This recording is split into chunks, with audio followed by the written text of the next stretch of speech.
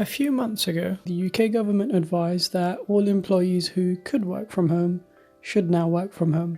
This meant that millions of people who would normally be in the office were now working from home for the foreseeable future. A lot has been said in the past and in the present about the sort of issues that working from home presents.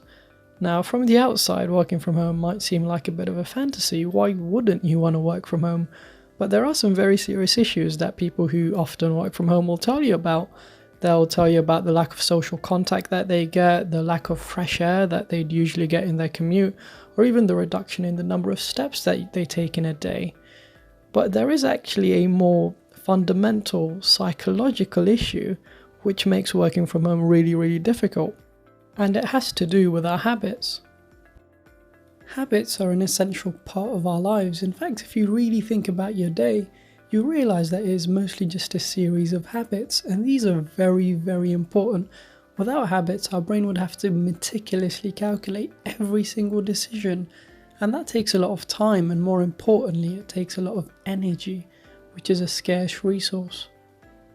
This is why our brains use habits, or heuristics as economists would call it, to make automatic decisions. It's why we tend to eat the same kind of food all the time, or why we always look at our phone first thing in the morning.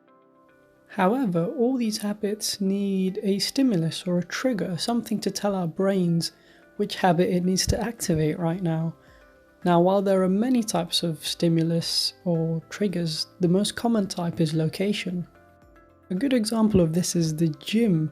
Our brains know that the gym is a place of exercise, and even if we are incredibly tired on our way there, once we actually go inside the gym, we'll often find a huge burst of energy that comes from absolutely nowhere.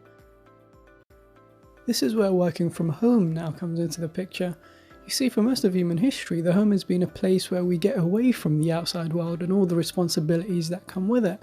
It's a place where we can relax and unwind. And for most of human history, this has been a very healthy mechanism. Maybe until now. When we work from home, our brain gets caught in a conflict. On one hand, all the heuristics are telling us we're at home and we should be relaxing, watching economics videos on YouTube. But on the other hand, our ever-increasing work mailbox tells us something very different. And often we end up doing some sort of hybrid, not really working and not really relaxing either.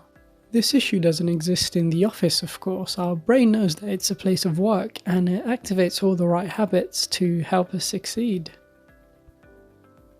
Now, this doesn't mean that we'll never be able to work from home.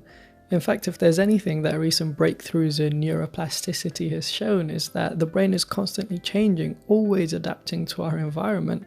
We just need to help it on that journey. The easiest way we can do this is to make our house feel more like the office. For example, by having a proper desk and a chair when we work, and by minimizing distractions, for example, keeping our personal phone in another room. As a species, our lives are constantly in flux, and this is the latest example of that. Our homes are no longer just a place of relaxation, it's also a place of work. And balancing the two is a skill that we all need to learn, and in the current situation, it's a skill that we all must learn.